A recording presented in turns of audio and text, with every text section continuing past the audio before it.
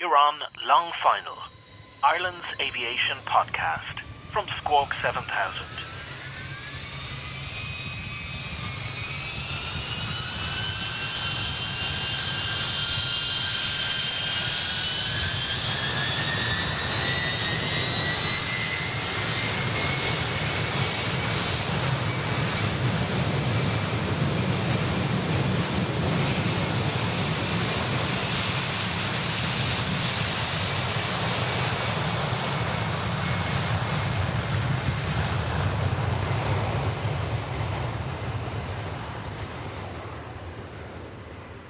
Paulo, you're very welcome to Squawk 7000. And in a conversation like this, we will be getting to what you're currently doing now in Kinsale. But I always like to start back with a fairly simple, direct question to a pilot.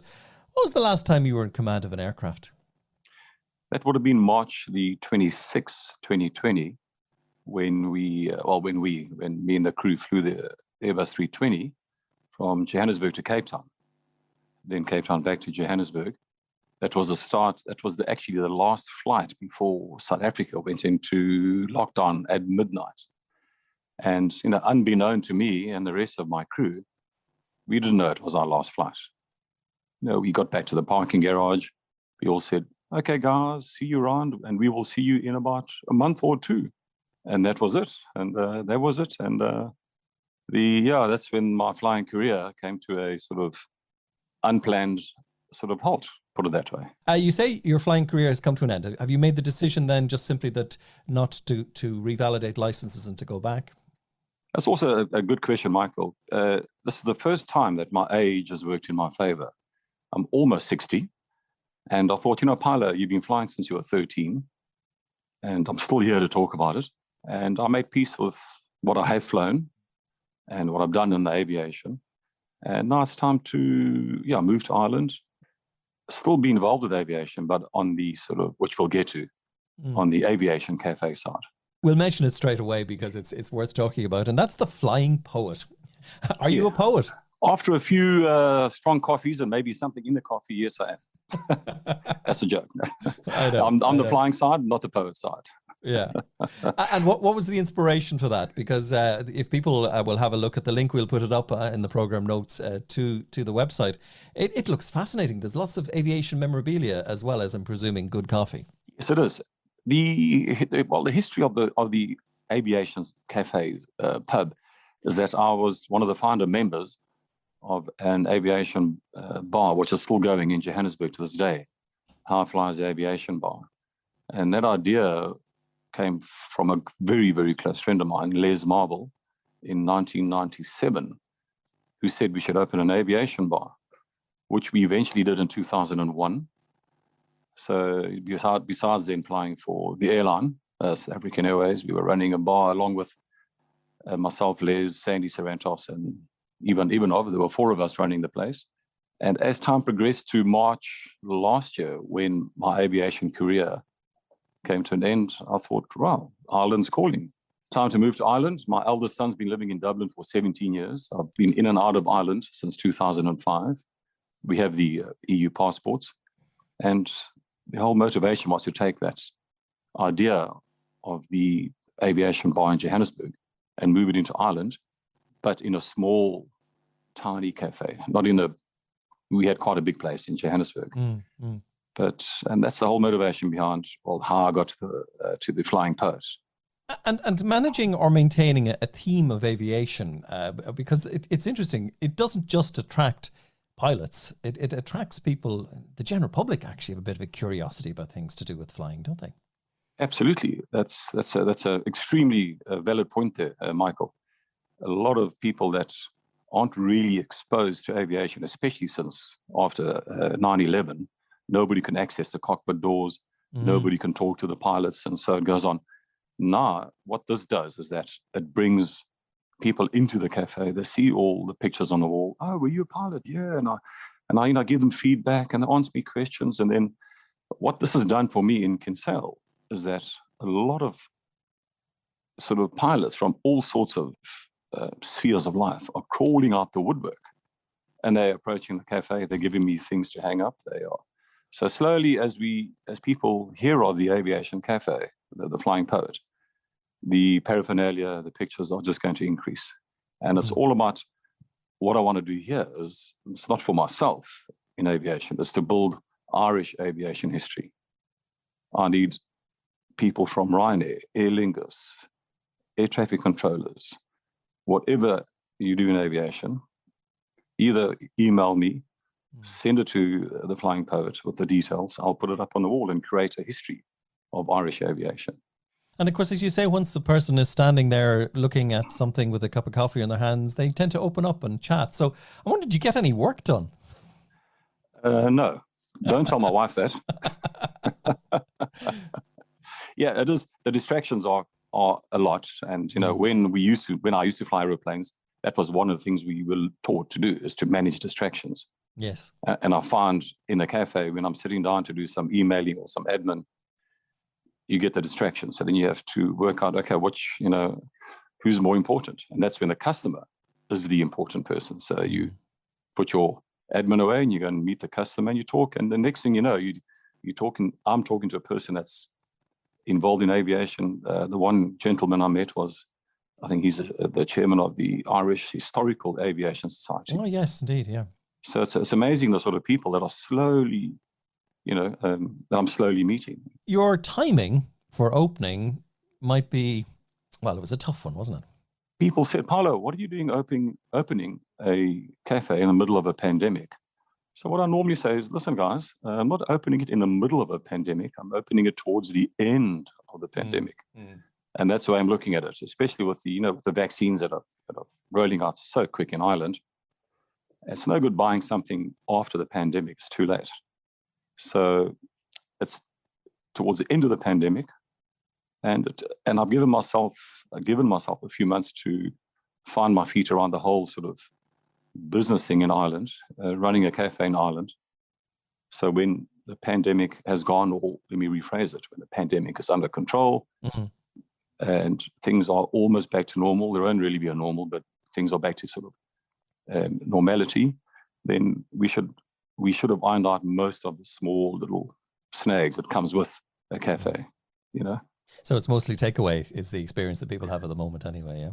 At the moment, yeah. You walk in, you just take away coffees, have a look at all the paraphernalia on the wall, the photos, the books, the coffee, toasted sandwiches, and then slowly walk out. I use the word slowly because the people hang around and ask questions about all sorts of photos on the wall. Yeah. So I'm looking forward to the day when we can have indoor dining. People can loiter with intent.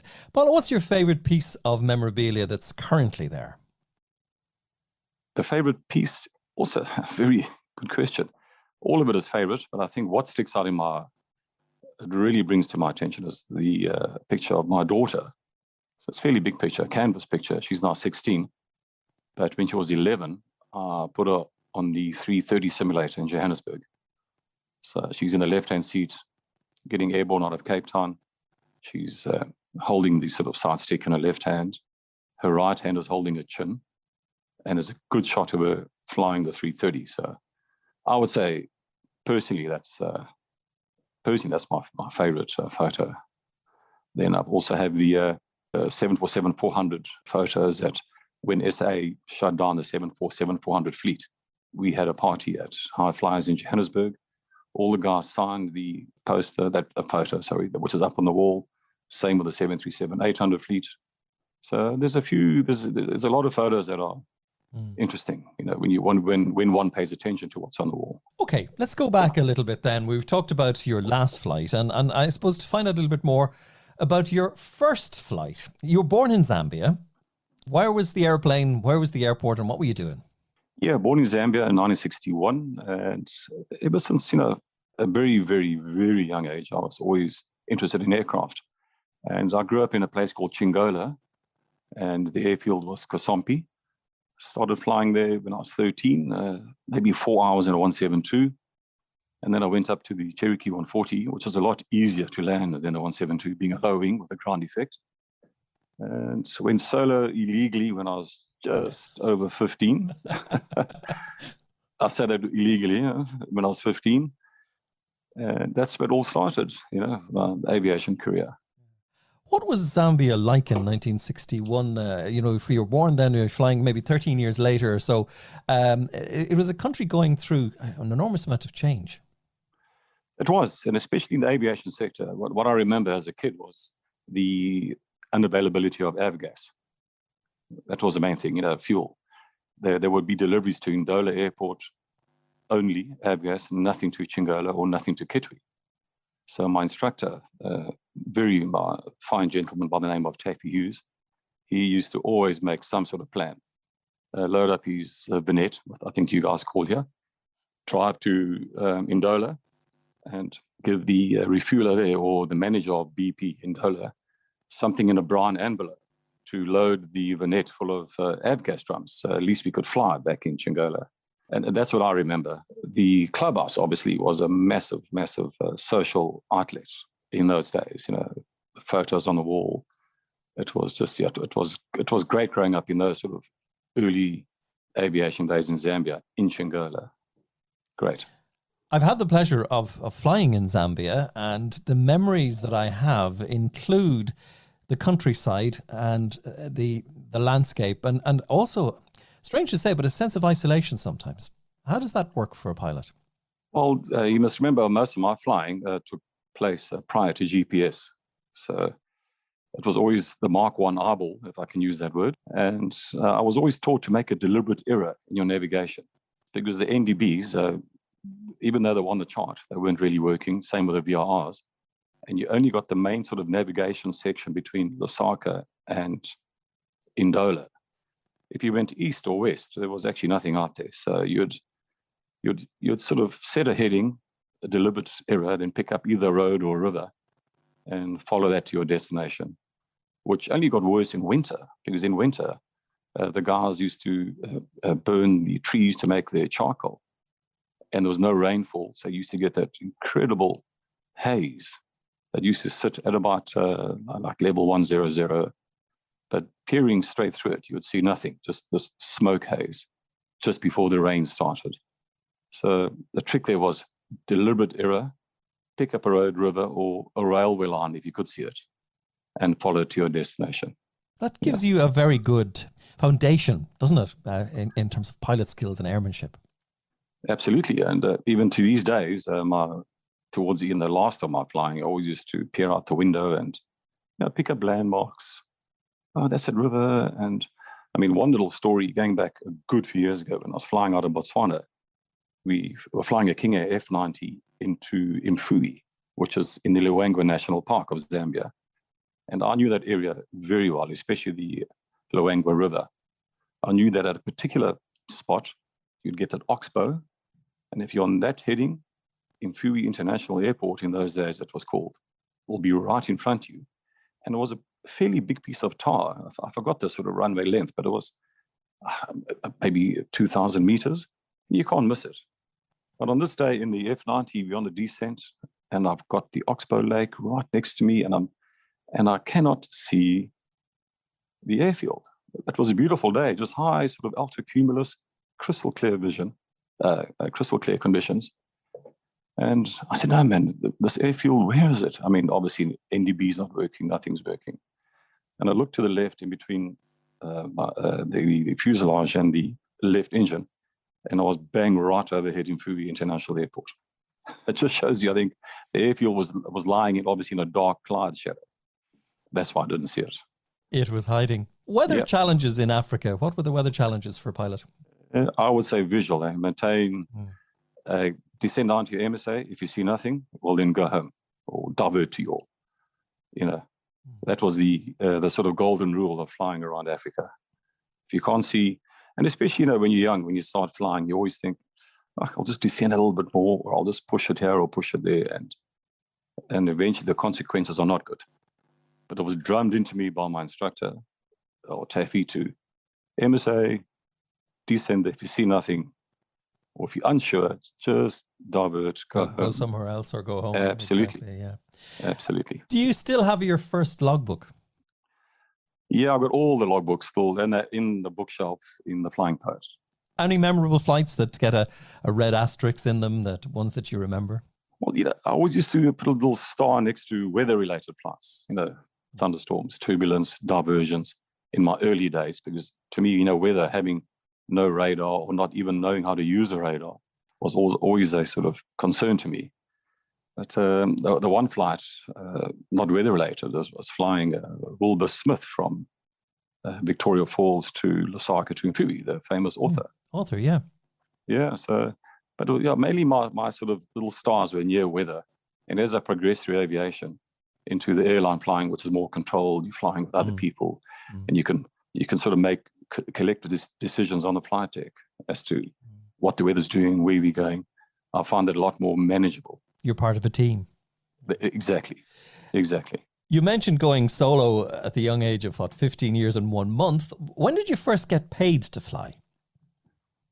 I got paid in also 1981.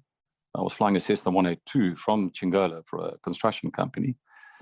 And I forgot what the number was, Michael. It was in Zambian kwaches. But it worked out that my salary equated to, I think, 25 beers per month. It was something like that.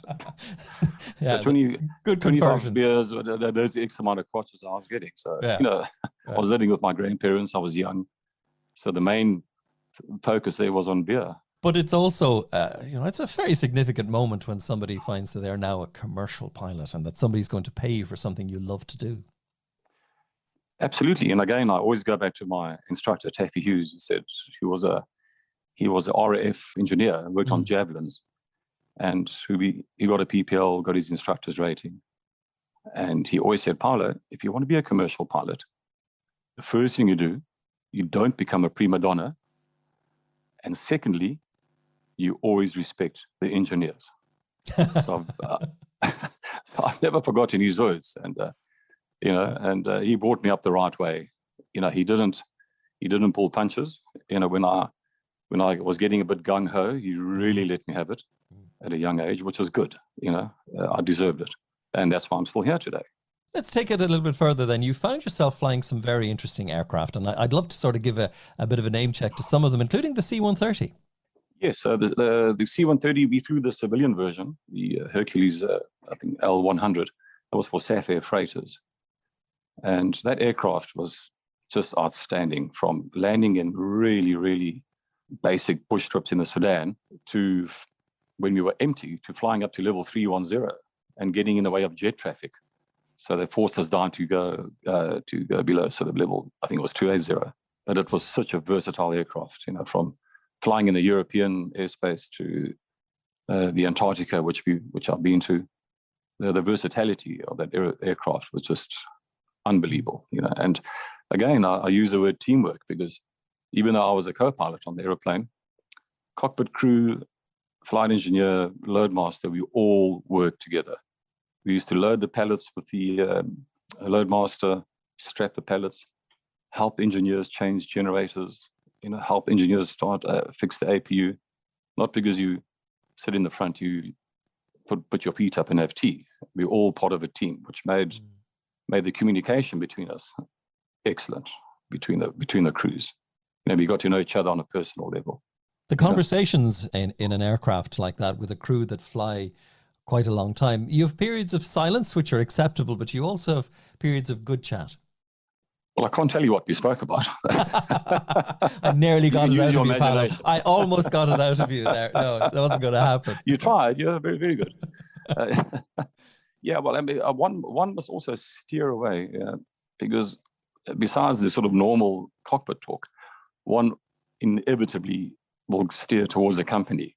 The management must do this, or the management should do that, et cetera, et cetera. So, and then that just brings in a little bit of a negative component onto the flight deck. So one has to sort of steer away from management and just talk about the good things and where we are and what we're flying. What did somebody say once? Leave the whining to the engines.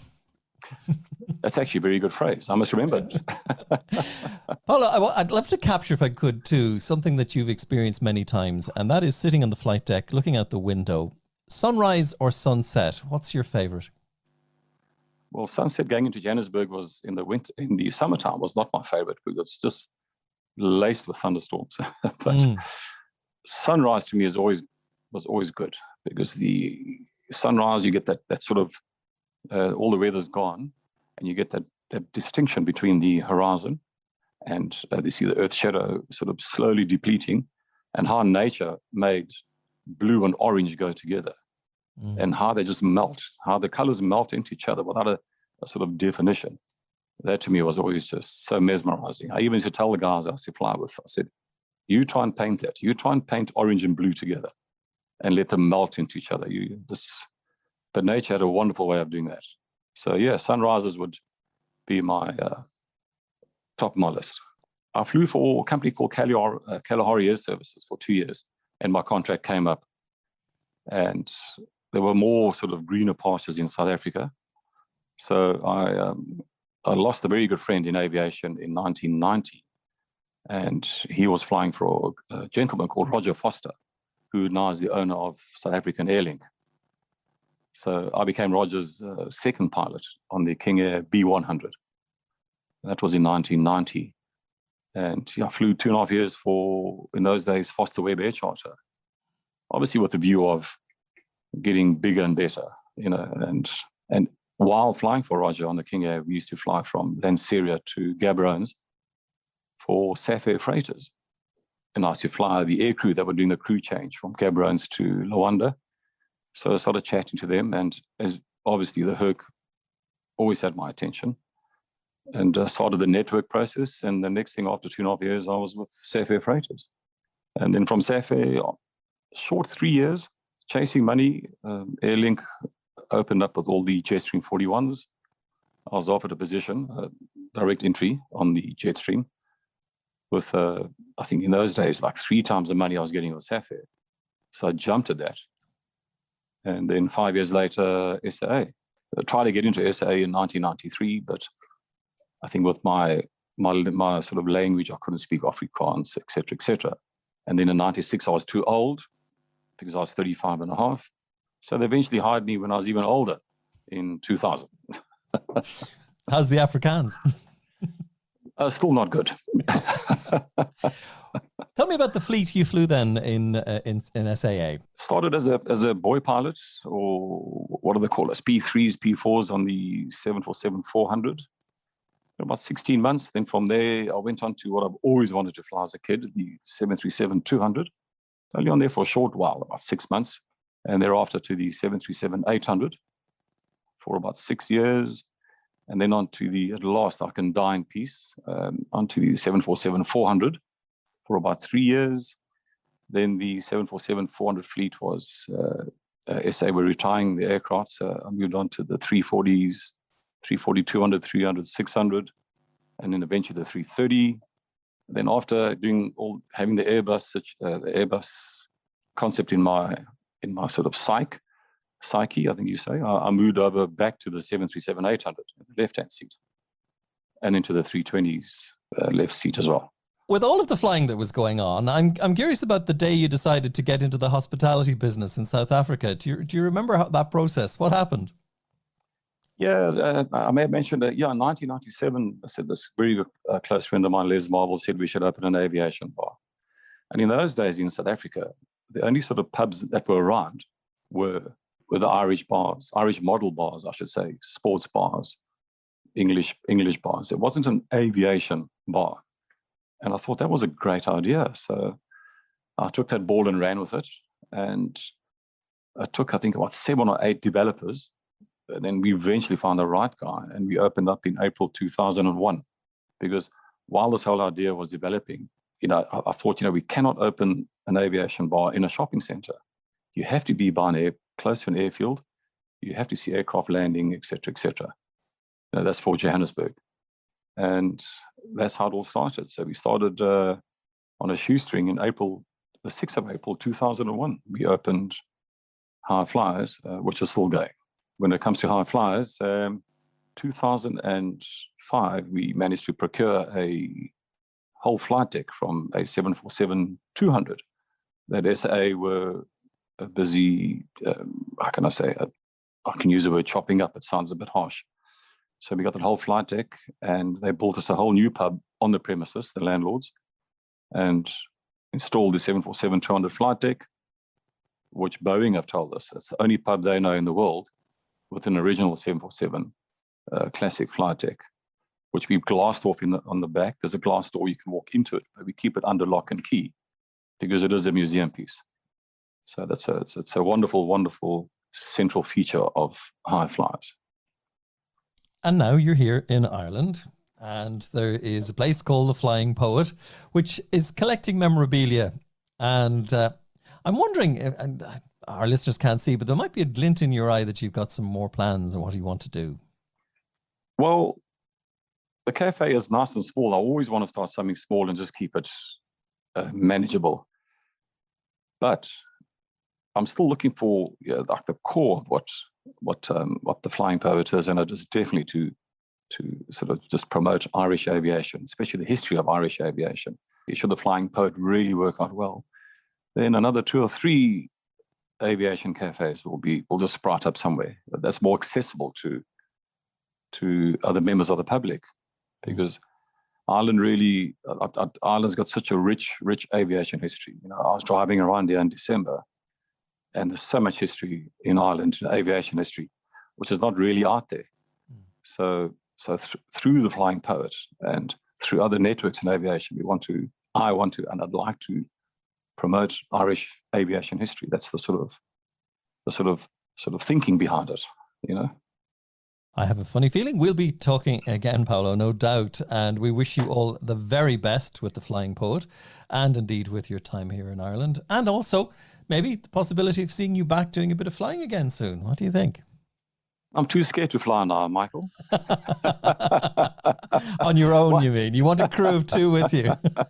Yeah, I must get told what to do now. You see, that's why I used to. Yeah, I have made peace with not flying anymore, and even though I'm not physically flying, I'm still involved in aviation. I'm still meeting aviation people. I'm still talking about it. I'm still involved in aviation. So that's fantastic. You know, it's for me, it's another sort of transition in life, if I can use that word. Excellent. Paulo Massolini, thank you so much for joining us on Squawk 7000. Thank you, Michael. It's been an absolute pleasure. Really pleasure. Thank you very much.